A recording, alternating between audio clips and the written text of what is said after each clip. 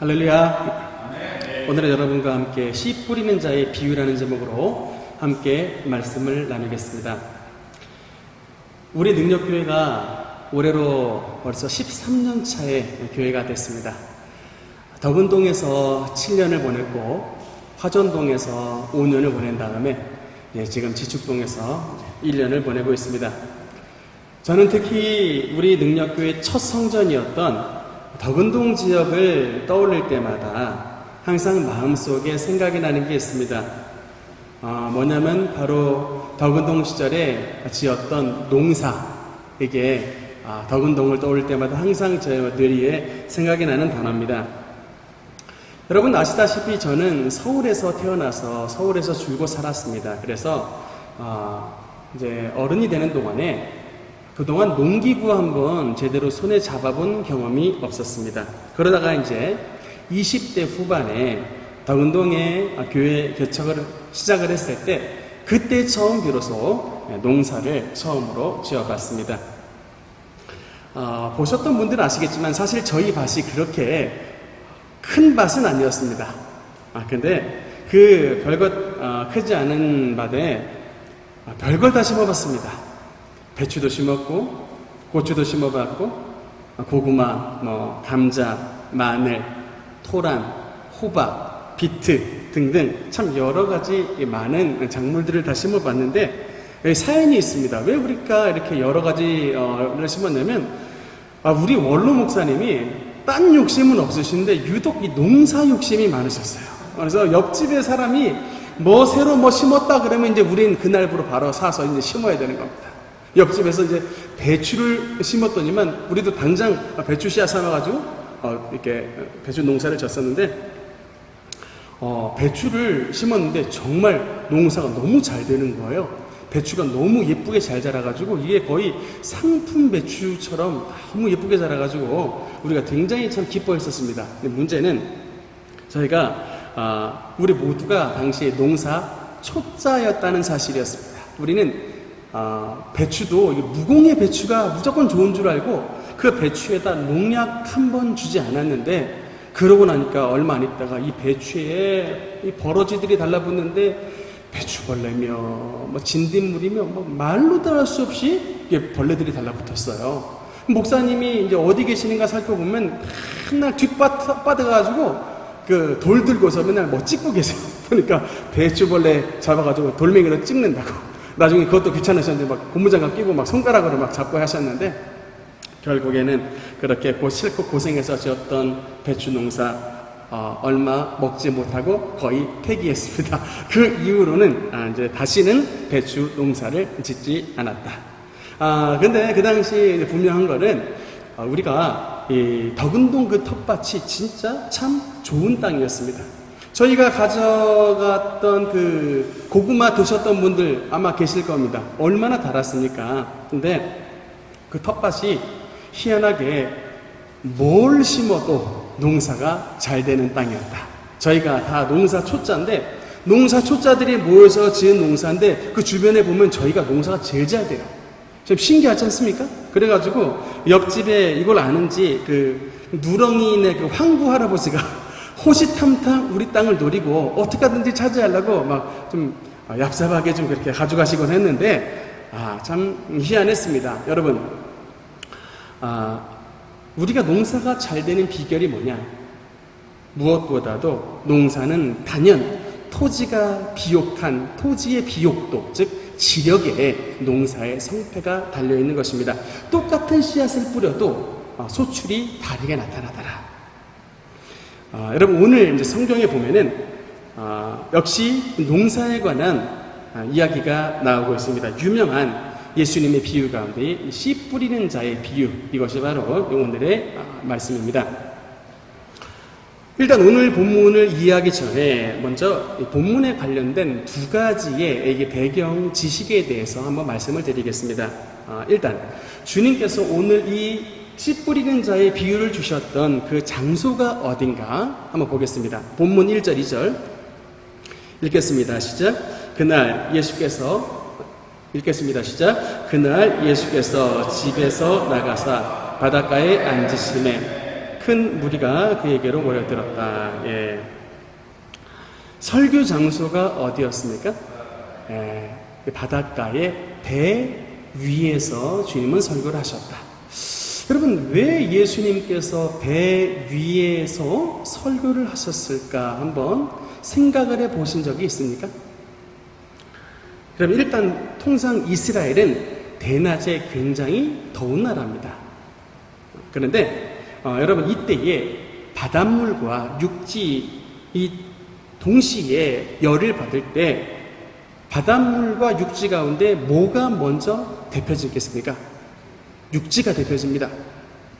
그러니까 땅이 먼저 열을 받는데, 그러면 땅 쪽에서 먼저 열을 받아가지고 그 열이 위로 올라가게 됩니다.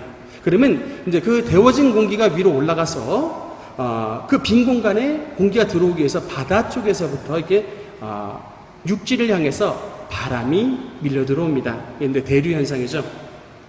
주님은 이런 바람의 원리를 아시고 이렇게 육지 쪽으로 불어오는 이 바람에다가 주님 자신의 목소리를 실어 담아서 이 모인 무리로 하여금 예수님의 말씀을 좀 더 명확하게 들을 수 있도록 마이크가 없던 시절에 천연 바람 마이크를 사용하여 주님께서는 무리에게 가르침을 주셨다는 사실입니다.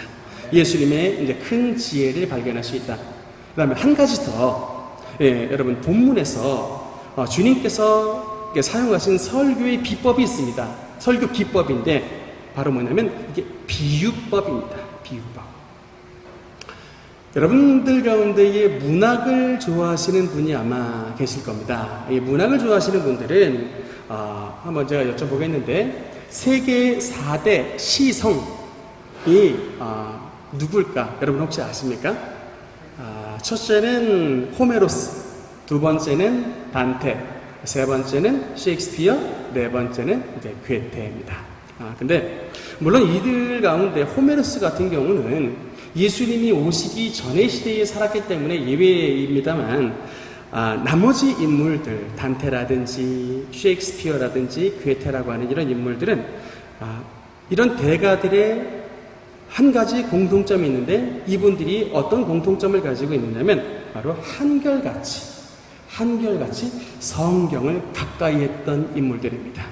여러분, 이들이 시와 이들의 문학 작품이 엄청난데, 특히 이들이 어떤 부분을 많이 읽었냐면 성경의 욥시, 잠전, 이게 욥기, 시편, 잠언, 전도서, 아가서, 이 시가서 파트를 읽는데 무려 1000번 이상씩을 읽었던 분들이라고 합니다. 그래서 여러분 나중에 시간이 되면은 셰익스피어가 쓴 그 4대 비극 책으로 한번 읽어보십시오.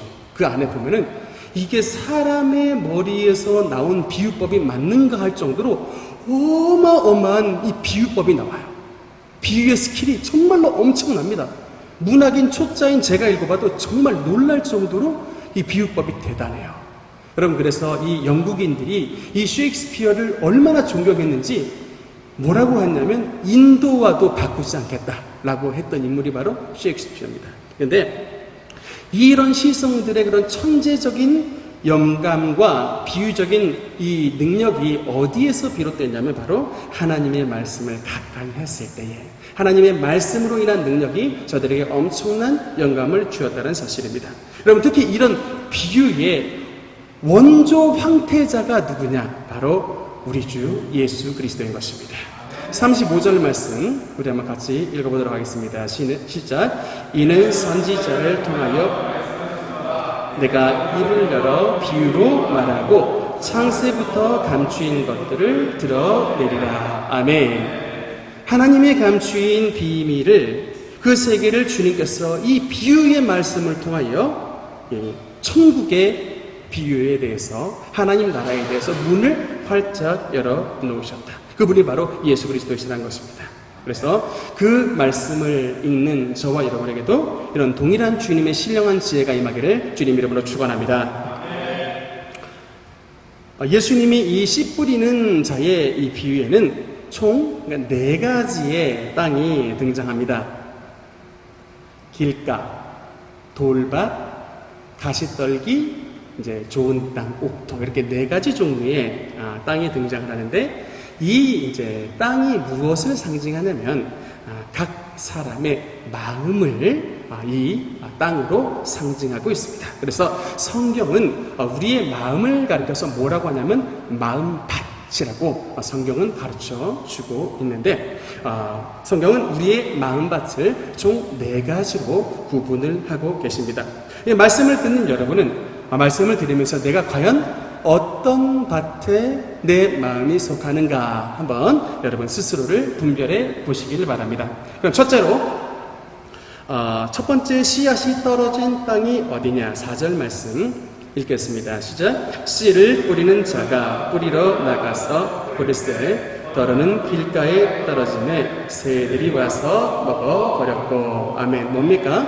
길가라고 하는 땅이 바로 첫 번째 씨앗이 떨어진 땅입니다. 여러분, 일단 길가의 특성이 뭐예요? 단단합니다. 마차가 지나가도 자동차가 지나가도 버텨낼 수 있는 이런 단단한 땅, 이게 바로 길가의 특징입니다. 그래서 이 길가라고 하는 마음밭이 상징하는 게 뭐냐면 바로 단단한 마음입니다. 완고하고 굳어진 마음, 이게 바로 길가가 상징하는 마음의 상태입니다. 복음이 떨어졌을 때 그 복음의 씨앗이 뿌리 내릴 조그만한 틈도 없는 완전히 딱딱한 마음의 상태가 바로 길가입니다. 여러분, 저도 예전에 우리 고등학교 동창들, 그 친구들을 만나서 이야기를 해보면 그 친구들과 이야기를 해보면서 참 느꼈던 게 있어요. 뭐냐면 이 친구들 참 마음이 단단하다. 여러분, 제가 만났던 친구들은 세상적으로 말하면 성공한 애들입니다. 일단 좋은 대학을 나왔고, 또 공기업 같은 또 좋은 직장을 다니고, 또 그때 당시 10년 전만 해도 벌써 1억 이상의 연봉을 받는 친구들이 있었습니다. 고액 연봉을 받고, 또 이제 지금 보니까 또 뭐 부장이니 차장이니 해서 막 승진까지 한, 참 이게 잘 나가는 친구들인데, 여지껏 자기의 방식대로 살아와도 별 문제가 없었습니다. 그러니까 어느새 그냥 어느 자기의 자아와 자기 자신을 의뜸으로 여기는 이런 교만한 마음이 그냥 그 마음 가운데 단단하게 굳어져 있어요.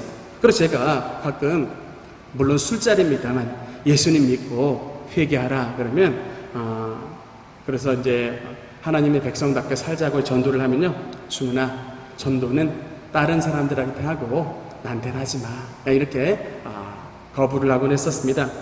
전혀 복음을 받아들이지 못하는 단단한 마음의 상태였다. 그런데 여러분, 가만히 보면 세상에 살아도 그 중에는 하나님이 택한 영혼들이 있습니다. 정말 보면 인생 개차반같이 살았는데 어느새 보면 그분이 교회 안에 들어와 교회의 일원이 되신 분들이 계셔요. 어떻게 이런 일이 일어나느냐? 하나님이 택한 자들은 그 택하신 사인을 줍니다. 그간 하나님 없이도 잘 나갔던 사업인데 이상하게 이제 사업이 안 되고 부도 직전까지 몰렸다. 하나님 없이도 그동안 건강 문제 아무것도 문제 없었는데 갑자기 몸에 암 같은 큰 질병이 찾아와서 건강에 적신호가 켜졌다. 또 하나님 없이 화목하게 살았던 가정인데 어느새 가정에 불화가 닥쳐가지고 굉장히 쑥대밭이 된 가정이 됐다. 여러분, 이거 다 하나님의 사인입니다. 근데 이런 고난이 바로 하나님의 사인인데 우리는 도리어 반대로 오해를 하는 경향이 있어요. 고난받으면 하나님께 버림을 받았다라고 생각하는 사람이 있습니다. 여러분, 정반대입니다. 고난이 있으니까 하나님께서 여러분을 사랑하시는 징조가 나타나게 되는 것입니다. 저는 가끔 우리 정 목사님 보면요, 참 애들을 키우는데 참 근실이 징계를 해요. 잘못하면 벌 세웁니다. 그래도 말 안 들으면 회초리 때립니다. 이게 근실이 참 징계를 하는데 왜 그럴까? 왜 그렇게 근실이 애들을 징계하느냐? 내 자식이니까. 내 자식이니까 징계하는 거예요. 여러분 자식이 아니면 절대 고생해서 신경질 부려가면서 징계할 리가 없습니다. 뭐 죽을 쓰든 밥을 쓰든 냅둬 버리는 게 내 책임이 아니니까. 여러분, 하나님께서 왜 여러분에게 고난을 주시느냐? 여러분이 하나님의 자녀이기 때문에 하나님께서 여러분에게 고난을 주시는 것입니다. 그러므로 잘못 살고 있는데, 죄 짓고 있는데 도리어 맞지 않고 형통하게 걸어가고 있다면, 바른 기도란 하나님, 죄 지었을 때 따끔하게 회초리 때려 주셔서 주님 앞에 돌이키는 자가 되게 하여 주시옵소서. 이게 진정한 신앙의 자세가 되는 것입니다. 성경에 보면 징계가 없으면 사생자여 참 아들이 아니라고 히브리서에서 말씀하고 있습니다. 그래서 하나님께서 우리 아버지가 자식을 근실히 징계하는 것처럼 주님께서 주님의 사랑하는 자녀들을 징계하신다라고 말씀하십니다. 말씀을 듣는 길가 심령 여러분, 혹시 이 말씀을 듣고 여러분이 지금 고난 가운데 계시다면, 여러분, 이 신호를 하나님께서 여러분을 천국 백성으로 변화시키고 만들기 위한 하나님의 쌓이는 것을 분명히 기억하시고 빨리 돌이켜 회개하고 천국된 백성의 삶을 사시기를 주님 이름으로 축원합니다. 안타깝게도 여러분, 대부분의 사람들의 반응이 어떠냐? 그래, 알았어, 좀 나중에 할게, 좀 나중에 교회 갈게, 밀어버리는 게 대다수의 여러분 사람들의 반응인데, 근데 여러분, 말씀해 보니까 길가에 떨어진 씨 옆에는 항상 뭐가 같이 있느냐? 이 새라고 하는 놈이 항상 같이 있습니다. 여러분, 새가 뭘 상징할까? 하나님의 말씀을 쪼아 먹어버리는 마귀를 성경에서는 새로 상징하고 있습니다. 그래서 여러분이 말씀을 듣고 민기적거리고, 말씀을 듣고 나중에 미루고, 말씀을 듣고 결단을 지체하는 순간에 어느새 이 새란 놈이 여러분의 마음 가운데 후다닥 하고 날라들어가지고 여러분의 심령 가운데 뿌려진 이 말씀의 씨앗을 덥석 먹어버립니다. 그러면 잠깐 고난으로 인해서 내가 이렇게 살면 안 되겠구나, 내가 마음속에 양심의 가책을 받아가지고 교회 다녀볼까, 이런 마음들이 어느새 날아온 새가 홀다닥 먹어버림으로 말미암아 양심의 가책도 신앙심도 다 사라져버리고 도로 길가의 마음 상태가 되어버리고 마는 것입니다. 여러분, 마귀라는 놈은 만만하지가 않습니다. 여러분, 길가라고 하는 땅 자체가 단단해서 씨가 내릴 가능성이 없는 땅입니다.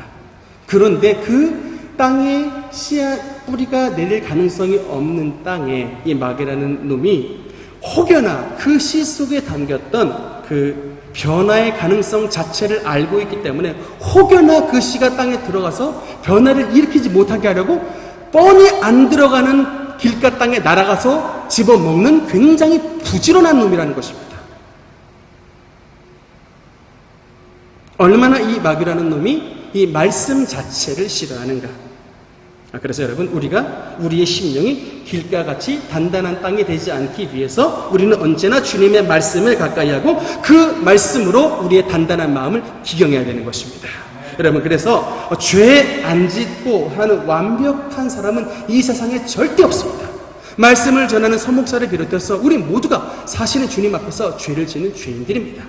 그렇기 때문에 우리는 주님의 말씀을 우리의 마음속에 비추는 거울로 삼아서 날마다 그 말씀으로 우리의 마음밭을 기경할 때에 우리의 마음이 단단해지지가 않게 되고 우리의 마음이 옥토가 되어서 부드럽고 많은 열매를 맺을 수 있는 주님이 기뻐하시는 땅으로 살 수 있게 되게 되는 것입니다. 두 번째 씨앗이 떨어진 땅이 어디냐? 5절 6절 말씀 읽겠습니다. 시작. 더러는 흙이 얕은 돌밭에 떨어지며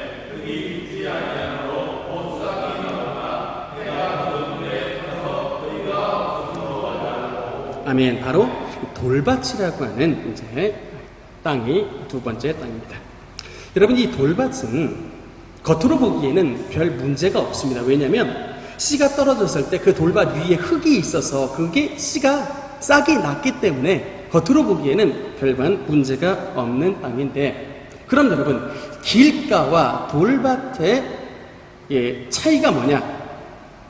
길가는 아예 뿌리 자체가 내리지 않은 불신자들의 심령이 길가라고 한다면, 그래도 돌밭의 경우는 잠깐 뿌리는 내렸다, 즉 잠깐이라도 믿은 사람의 이 마음밭입니다. 그러나 그 이제 살짝 덮인 흙 아래에 돌밭이 있어요. 바위와 같이 단단한 돌들이 많이 있는 까닭에 뿌리가 깊이 내리지 못하고 조금만 시험을 당하면 무너져버리고 마는 이런 신앙, 이게 바로 돌밭의 신앙입니다.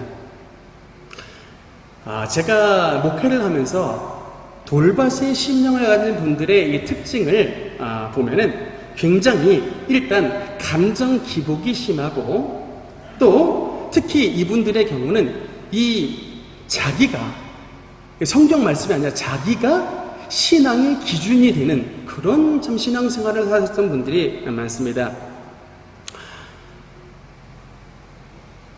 우리 능력교회 초창기에 있었던 일인데, 어떤 집사님이 우리 교회에 오셨습니다.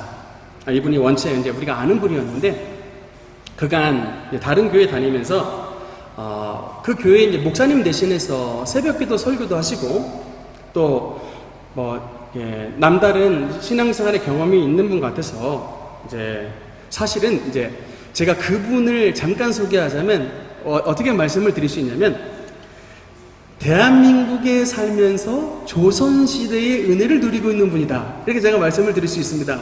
왜냐면 대한민국 이제 일부 1처제 나라인데, 그분은 대한민국에 살면서 일부 다처제로 살고 있는 참 여러 마누라를 거느리고 있었던 참 복잡한 관계를 가지셨던 분인데, 그래도 초창기니까 제가 항상 불렀던 시조가 있어요. 이런 분인들 어떠하리, 저런 분인들 어떠하리, 만수산 드렁치기 얽혀진들 어떠하리, 우리 교회도 이같이 얽혀져 100년 1000년까지 누리고자, 신하여가를 제가 부르곤 했었는데, 이런 분들 저런 분들 다 받아들였습니다. 근데 이분이 우리 이제 능력교회를 처음 오셨던 날을 아직도 기억을 하는데, 오시자마자 군기를 잡아요, 이분이. 당시에 그날에 이제 우리 교회가 성찬식을 하고 있었는데, 마침 앞에서 어떤 집사님 한 분이 이제 찬양 인도를 하고 계셨습니다. 근데 그러고 있었는데, 이제 성찬포가 덮인 이 강대상을 이분이 찬송 인도하면서 이렇게 좀 두드려셨어요. 근데 이 모습을 보더니 이 분이 갑자기 난리가 나가지고, 감히 집사 따비가 어디 예수님의 신령한 몸인 성찬에다가 지 주먹을 갖다 대고 때릴 수가 있느냐, 이거 제정신이야, 그러면서 좀 성화를 부리는데 제가 정말 깜짝 놀랐습니다. 근데 그럼에도 불구하고 우리 교회를 섬기기로 오셨던 분이니 그냥 이해하고 참고 넘어갔었는데, 근데 진짜 이분 같이 교회에 계셨지만 자기가 그 신앙생활의 기준입니다. 자기가 법이었어요. 결국은 이제 이런저런 이유로 또 안 맞아가지고 우리 교회에 나가셨는데, 나중에 이제 제가 얘기를 들으니까 최근에 들었던 얘기입니다. 이분이 다른 교회 가가지고 또 거기서 또 큰 소리 치고 대장 노릇하고 사셨는데, 저한테까지 소문이 들려왔어요. 일이 생겼습니다.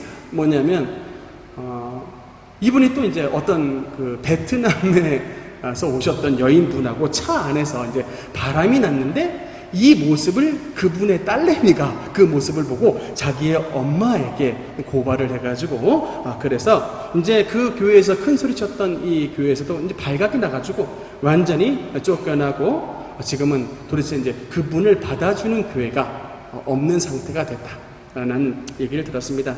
여러분, 우리도 그 주님이 기뻐하시는 심령으로 변화되기 위해서는 우리 속에 숨겨져 있는 이런 돌들, 이런 다비 같은 이런 단단한 마음을 깨트려야 되게 된 것입니다. 저는 이분이 고의로 그렇다고는 생각이 들지 않으나, 그 마음속에 감춰졌던 이런 단단한 마음이 말씀의 복음의 능력이 뿌리 깊이 들어오지 못하게 막아버리기 때문에 이런 비행들을 자꾸 저지르는 것입니다. 영적인 원리가 있게 되는 것입니다.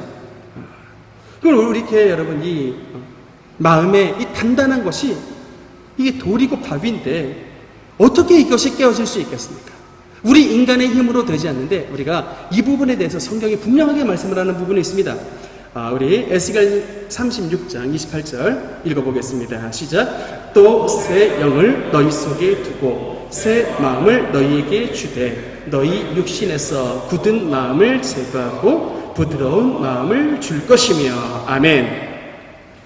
오직 여러분, 성령께서 우리의 심령 가운데 임재해 주셨을 때, 우리의 단단한 마음, 우리의 완고한 마음, 우리의 돌짝 같은 바위와 같은 단단한 마음이 하나님의 능력으로 깨어져 부드러운 마음으로 변화가 되게 되는 것입니다. 우리가 여러분 아무리 수련하고 아무리 고행하고 아무리 인간의 애를 써도 우리의 이런 단단한 마음은 절대로 쉽게 변화되지 않습니다. 하나님의 권능의 영이신 하나님의 성령께서 우리의 마음에 임하여 그분의 권능으로 우리에게 임하셨을 때 힘도 아닌 능도 아닌 오직 하나님의 성령으로 우리가 새롭게 되는 은혜를 누리게 되게 되는 것입니다.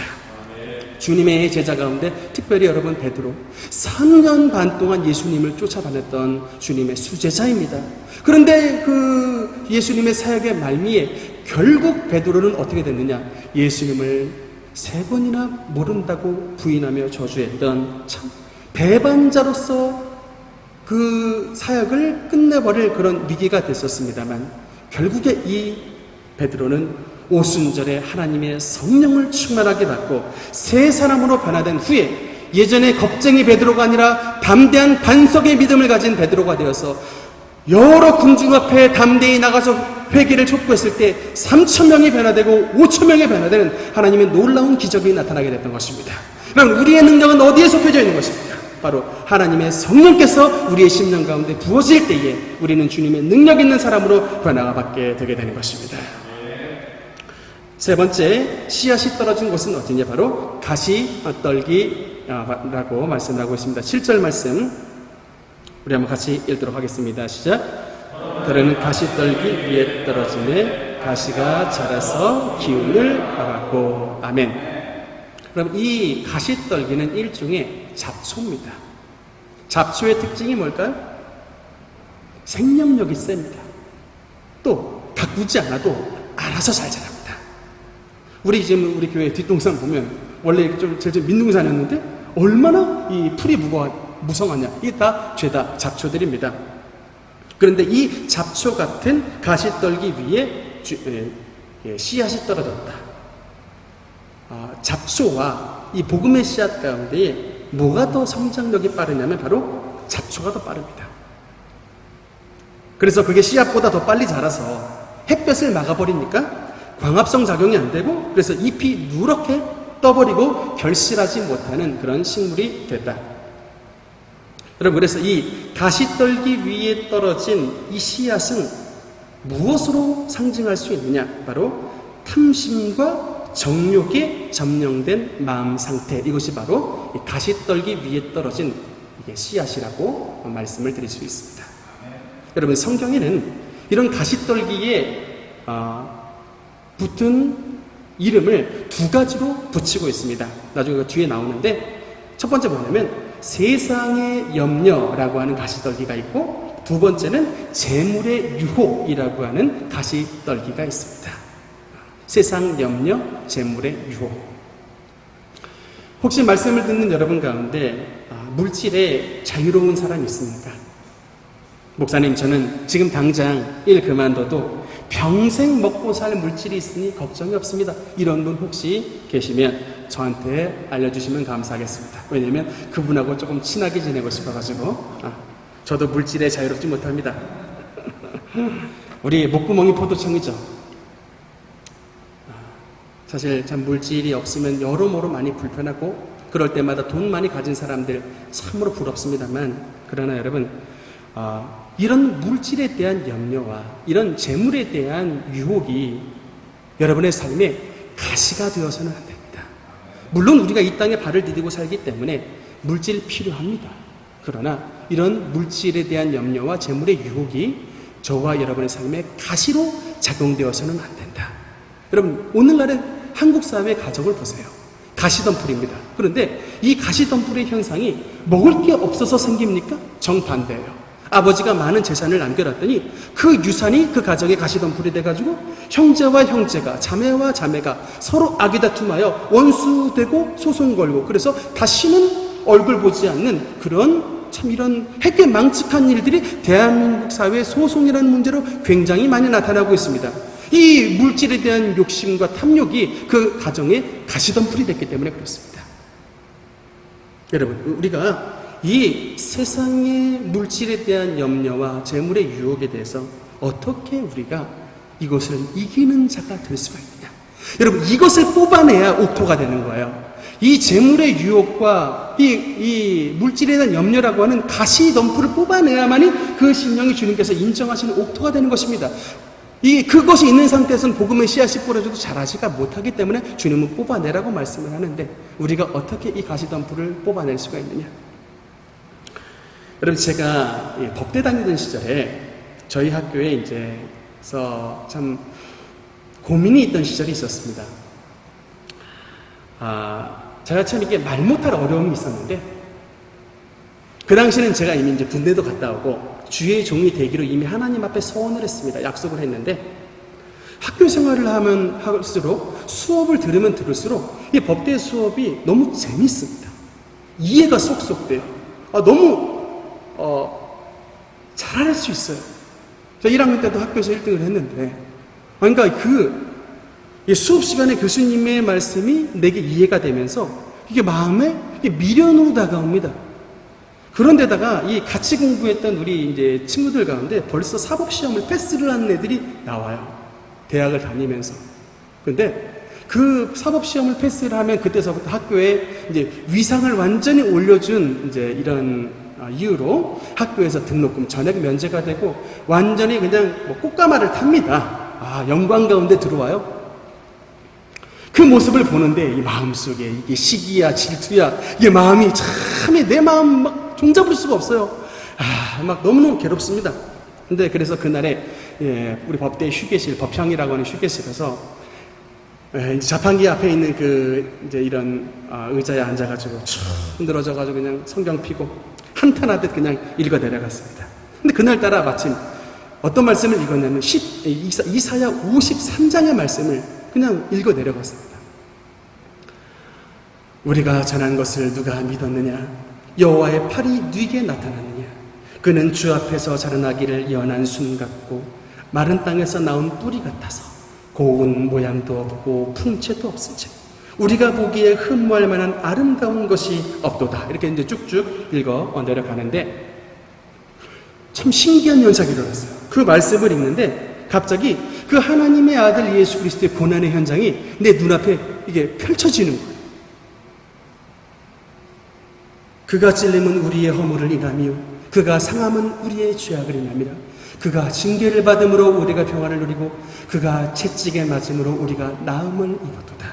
이렇게 말씀을 막 이제 읽어 내려가는데 갑자기 마음속에 이게 감격이 밀려왔어요. 그래, 하나님 나라의 왕자이신 예수님도 이 미천한 서충 같은 이 죄 많고 미천한 자를 구원하시기 위해 그 하늘 보좌를 버려서 이 땅 가운데 오시고 종국에는 십자가에 못 박혀 대속해 주심으로 나의 생명을 구속해 주시고 하나님의 아들 딸 삼아 주셨는데, 나는 그 알량한 이 자존심 그것 하나 이 법대의 미련도 내려놓지 못하고 어찌 주님의 사람이라 할 수 있겠는가? 이 마음속에 이제 막 책망과 더불어 이 주님의 사랑이 막 물밀듯이 오는데 주변에 사람들이 있건 말건 엉엉 울었어요. 제가 그 법향에 엎드려가지고 말씀을 읽고 막 엉엉 울었습니다.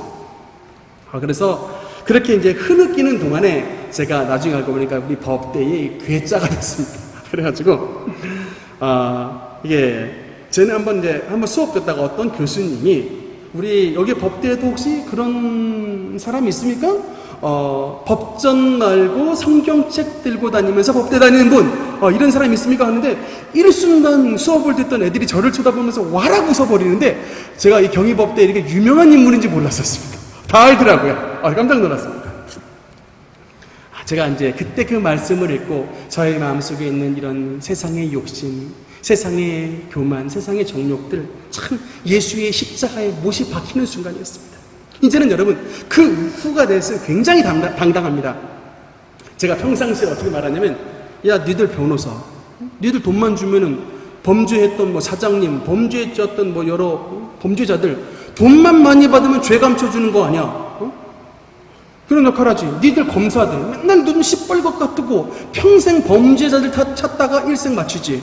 니들 판사들 니들은 똑바로 안 살면서 남들 앞에 앉아가지고 유죄 무죄 판결하고 있지. 그 가운데 변호사나 검사나 판사 좋은 분들 많은데 제가 그냥 혼자서 하는 말입니다. 아마 나는 죄인을 변화시켜서 하나님의 사람으로 만드는 하나님의 법을 가진 사람이야. 어디 까불고 쎄 하면서 혼자 독백을 하곤 합니다. 당당하게 살고 있습니다. 사랑하는 여러분, 재물이 우리를 천국으로 인도하지 못합니다. 아무리 여러분 가난해도 그 가난이 우리를 천국으로 가는 길을 막지 못합니다. 그래서 이 염려와 재물의 유혹은 우리가 천국으로 향한 순례길을 가로막는 가시덤불들입니다. 여러분, 이 모든 악한 가시덤불을 십자가에 완전히 이 시간 못 박아버리고 지하여 버림으로 여러분의 심령 가운데 하나님의 은혜와 축복이 가득하게 되는 은혜를 누리게 되시기를 주님 이름으로 축원합니다. 마지막 네 번째로 씨앗이 떨어진 곳이 어디냐, 바로 좋은 땅, 이제 옥토가 되게 되는 것입니다. 8절 말씀 읽겠습니다. 시작. 더러는 좋은 땅에 떨어지네. 어떤 것은 100배, 어떤 것은 60배, 어떤 것은 30배의 결실을 하였느니라. 아멘. 이제 주님께서 인정하시는 옥토가 나왔습니다. 좋은 땅. 여러분, 좋은 땅이 뭔가, 이 부분을 누가복음 8장의 15절의 말씀으로 보면 조금 더 자세하게 말씀이 나와 있습니다. 이 부분 한번 읽어보도록 하겠습니다. 시작. 좋은 땅에 있다는 것은 착하고 좋은 마음으로 말씀을 듣고 지키어 인내로 결실하는 자니라. 아멘. 그래서 저는 특히 이 옥토의 특징 세 가지를 한번 뽑아봤습니다. 첫 번째, 옥토의 특징은 뭐냐? 착하고 좋은 마음을 가진 자라고 하는 것입니다. 이거 바로 뭐냐면, 여러분, 착하고 좋은 마음이란 하나님의 말씀을 소중히 여기는 마음입니다. 그러니까 주일날에 교회에 올 때에 여러분 딱 마음가짐 딱 보면은 금세 얼마나 하나님의 말씀을 사모하는지 안 하는지 금세 티가 납니다. 어설프고 모자란 말씀, 서목사가 하나님의 말씀을 전하지만 그래도 그 가운데에 하나님께서 주시는 말씀을 사모하고 준비된 마음으로 오신 분들은 착하고 좋은 마음의 심령밭입니다. 그런데 예배 시간만 되면은 시작하면 눈꺼풀이 무거워서 맨날 꾸벅꾸벅 졸고, 예배 시간에 이렇게 보면은 스마트폰 이렇게 저렇게 하고 있고, 또 예배 시간에 보면은 하나님 목사 설교는 안 듣고 성경 쫙쫙 넘기는 그런 분들이 있어요. 제가 물론 이렇게 말씀을 드리는 건 우리 교회는 그런 분들이 없으니까 좀 담대히 말씀을 드릴 수 있습니다만, 이게 하나님의 말씀을 사모하는 자의 태도가 아닌 것입니다. 여러분, 그래서 하나님의 말씀을 기쁘게 여기고 말씀을 사모하는 자, 시편 1편에 나와 있는 말씀이죠. 복 있는 사람은 악인의 꾀를 따르지 아니하며 죄인들의 길에 서지 아니하며 오만한 자들의 자리에 앉지 아니하고 오직 여호와의 율법을 즐거워하여 그 율법을 취하로 묵상하는 자로다. 여러분, 하나님의 말씀을 사랑하고 하나님의 말씀을 사모하는 심령이 바로 주님께서 인정하시는 옥토라고 하는 것입니다. 두 번째, 이 옥토라고 하는 것은 이 말씀을 지킨다라고 합니다. 여러분, 지킨다라고 하는 단어는 이게 순종하다의 의미라기보다는 이 지킨다의 의미는 retain입니다. retain, 유지한다, 간직한다의 의미입니다. 그러니까 누가 하나님이 기뻐하시는 옥토의 심령이냐? 여러분의 심령 가운데 하나님이 주신 말씀을 간직하고 있는 사람이 바로 옥토의 심령입니다. 하나님의 말씀을 똑같이 주었는데 어떤 사람은 하나님의 말씀을 간직하는 반면 어떤 사람은 하나님의 말씀을 흘러 떨어버리는 사람들이 있습니다. 그런데 어떤 자가 주님께서 인정하시는 옥토냐? 그 주님 주신 말씀을 마음속에 간직하는 자, 나의 꿈으로 품는 자가 바로 옥토인 것입니다.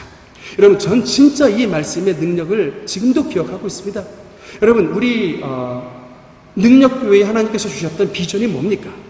이곳에 베데스다의 은혜를 주시겠다는 것입니다. 아무리 오랜 중풍병자, 38년 된 중풍병자라 할지라도 그 베데스다에서 예수 그리스도를 만났을 때 그 중풍병자가 치료받았던 것처럼 우리의 능력교회 모든 성도님은 이 베데스다의 치료의 은혜를 누릴 수 있다라고 주님께서는 말씀해 주신 것입니다. 누가 이 말씀의 은혜를 누리는 자가 되느냐?